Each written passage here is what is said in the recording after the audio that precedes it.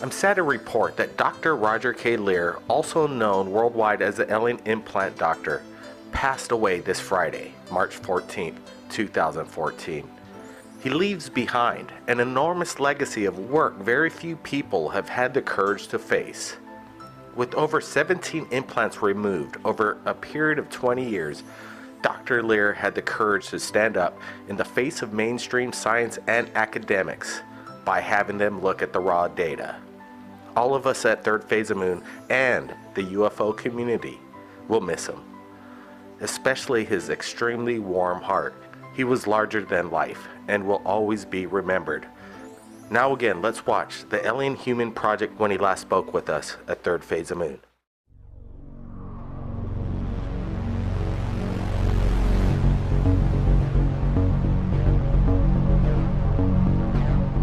Welcome back to Third Phase of Moon. My name's Blake Cousins. In this groundbreaking documentary, we're going to explore alien abduction and strange implants extracted from people from around the world. Dr. Roger Leir has performed 16 surgeries and has removed 17 implants that are extraterrestrial in origin. We'll show you the objects he's removed and reveal why they are described as a smoking gun that prove that visitors from other planets are routinely visiting Earth and keeping tabs on the inhabitants. Also, we'll be speaking to alien abductees and patients of Dr. Roger Leir who've had alien implants removed from their bodies. 15-year-old Jack Graham will be our special correspondent on location in Los Angeles, asking Dr. Roger Leir the questions: if we are alone in the universe. As one of the most eloquent and intelligent investigators of extraterrestrial life, we'll hear Dr. Leir's observations on why the aliens are interested in our planet and what their plan is for the human race. Now, where in the body do most implants usually come from? Well, that's an interesting question of where we find them in the body. What we've come to the conclusion is that they have to be in areas that are relatively superficial and near a bone. We've never found one in a body cavity such as the thorax or the abdomen or the brain. Now, we've also come to the conclusion that maybe this is necessary because the electronics of the mechanism, we found that this may be necessary because it's broadcasting a signal. And when you broadcast a signal, you, at least according to human technology, you have to have an antenna. And what better antenna could be than the skeleton of the body? It contains all the minerals necessary for an antenna. So perhaps that's why they're in such association with bone. The other aspect of it is if you're doing millions of these, and you're doing them all over the world, and there's a large number of abductees with Overpol in 1993, 1996, said that at least 2% of the American population is involved in alien abduction, and that was a conservative poll because there's a lot of people who are not going to want to answer these questions at all. And then if you multiply that by the world's population, you're talking about a lot of people.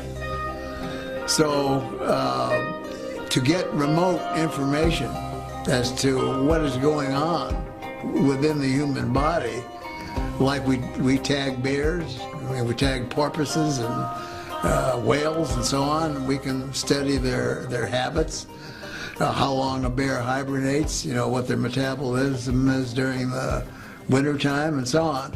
Even John Glenn, or an astronaut, complained on national television that he had to swallow implants because mission control had to have that physiological information. Now, one of the things that we haven't talked about at all is why are implants there in the first place? Now, why exactly do you think that implants are necessary? Well, I think, again, based on human logic. And let's say, the human race is in the state of infancy, because we haven't been around that long. A race that may be hundreds, thousands, or maybe millions of years older than we are may not use the same logic as we do. So the answer I'm going to give you is based on our human logic. it looks like to me that the entire human race is being genetically re-manipulated again. Because if you look at the children born within the last 60, 75 years, they are not the same human as a person who was my age. In fact, a gentleman by the name of John White, who used to put on UFO conferences in the state of Connecticut, years ago recognized this, and he came up with the term Homo noeticus. Instead of Homo sapien, Homo noeticus, and that means new human. If you listen to what a child has to say today and ask them or get a feeling for where they get their knowledge from, it's not from the book, it's not from TV, it's not off the computer. They already know it. It's a different kind of human being.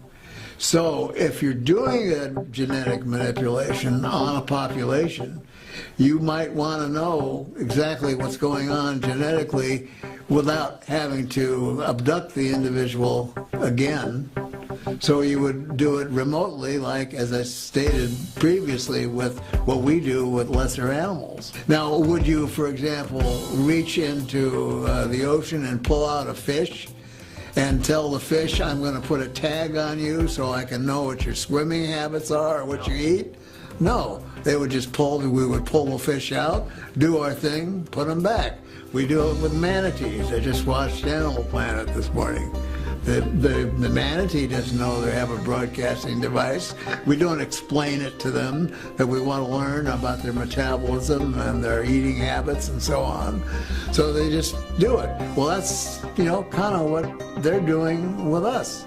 They put these devices in so that possibly they can gain remote information without ever having to come back and abduct us again.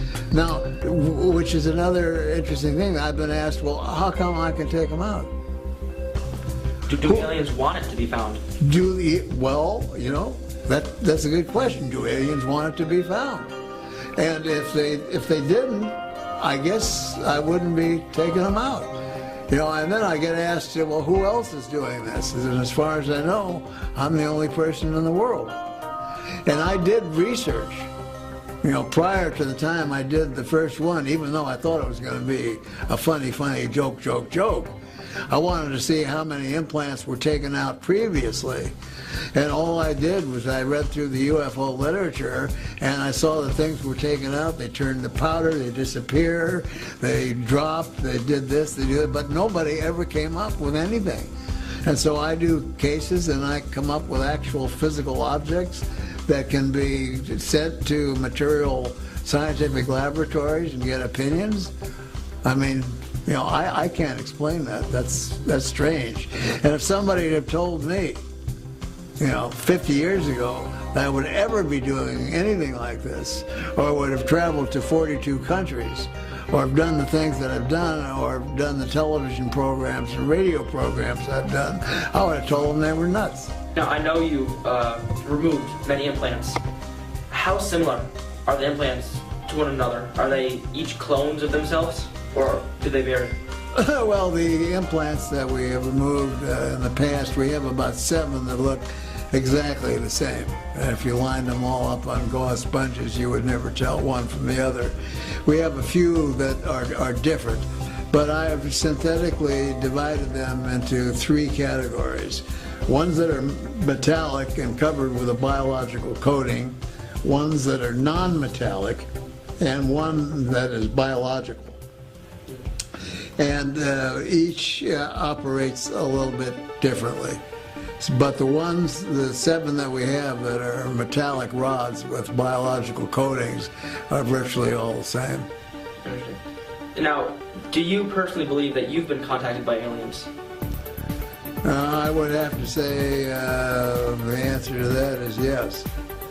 I can tell you an episode that occurred with my family, my daughter and myself, in Laughlin some years ago, which I wrote a book. I wrote a part of a book called Chopped Liver, and we talked about that incident. But during the awards banquet that we were having at the conference, I was asked to come outside with my family. So there was a lot of people who were lined up at the fence along the Colorado River.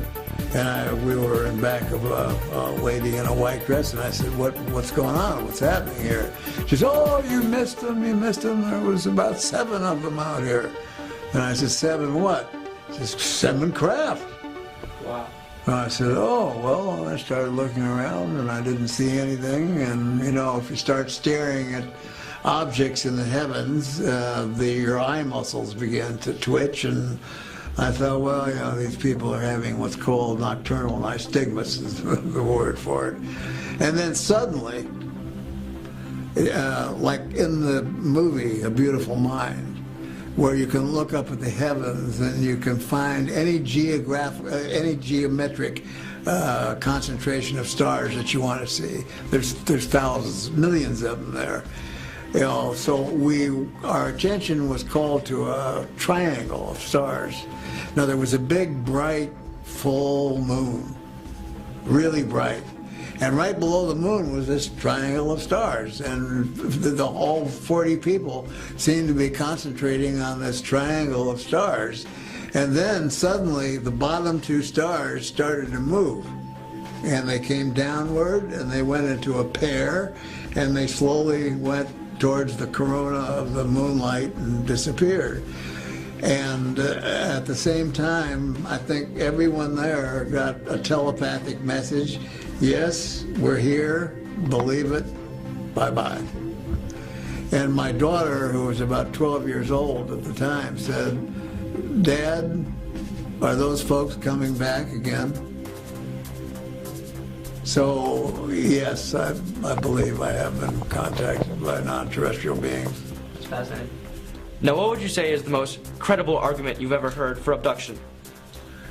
Well, the most credible argument that I've heard for abduction in the cases that we've done surgery on would be very hard to delineate, because when we set up our set of criteria and protocols, the individual must have some kind of a memory of being associated with the abduction phenomena.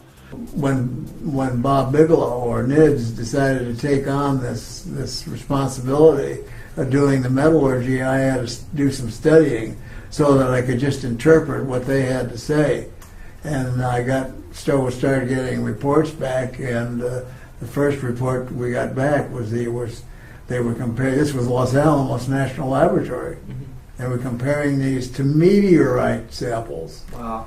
Well, we know if somebody didn't step on a meteorite or get one whack through the back of his hand, it wouldn't have So it has to come from outer space. Had to come from outer space, and they're calling them meteorite samples. So that was rather mind-blowing. So that was the beginning of the scientific aspect. So I figured, well, you know, if we're going to carry on with this, we better set up some scientific protocols and criteria for doing this kind of work. And then we formed our 501c3 nonprofit organization, ANS Research, and no charges were then ever made to any of the surgical candidates. I see. Now, I know, because you've written a lot of books, clearly, people must have heard about them. How many people ask you, can you inspect me and see if I have any alien implants inside my body? Do you get a lot of emails per day?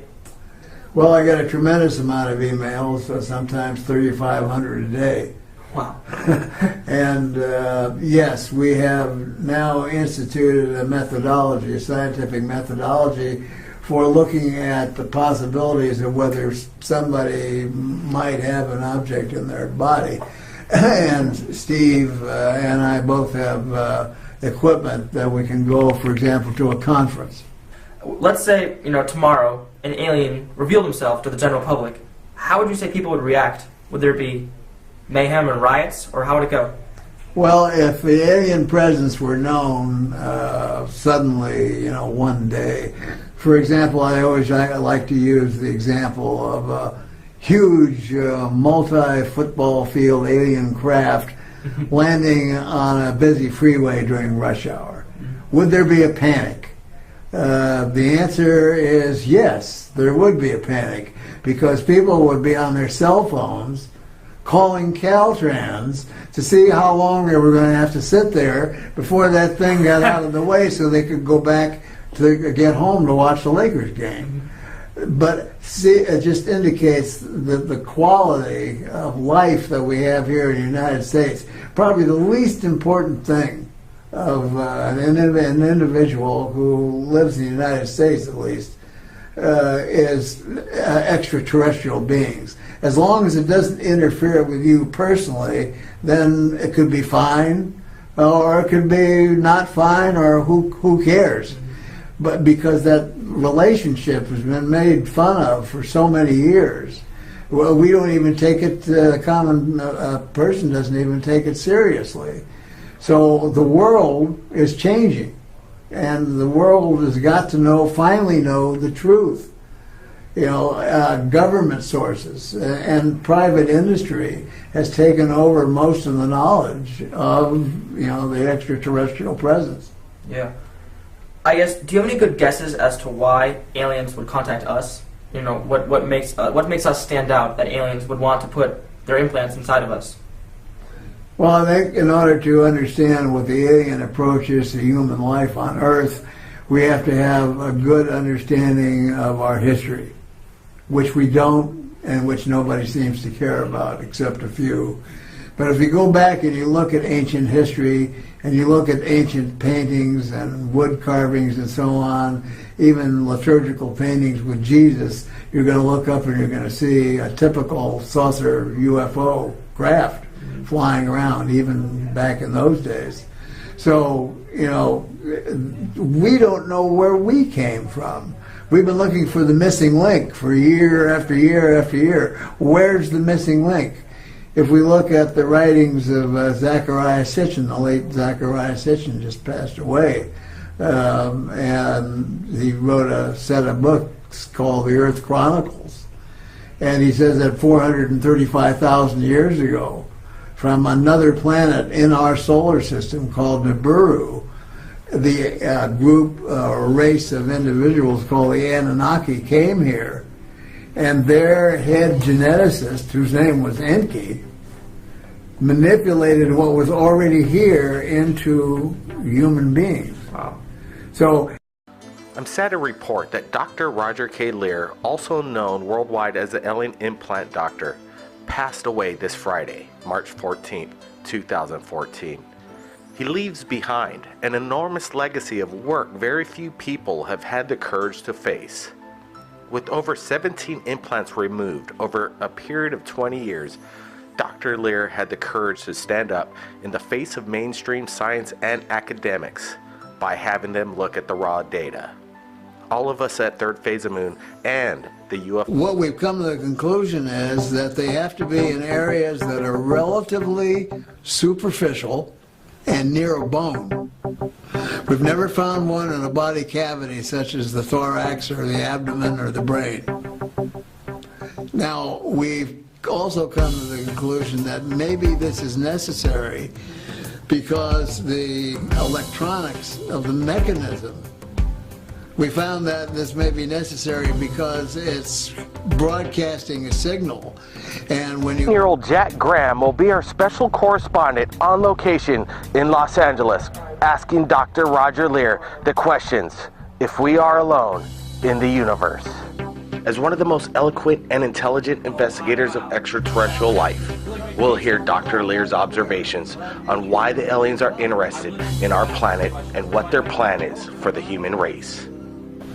Now, where in the body do most implants usually come from? Well, that's an interesting question of where we find them in the body. UFO community will miss him, especially his extremely warm heart. He was larger than life and will always be remembered. Now again, let's watch the Alien Human Project when he last spoke with us at Third Phase of Moon.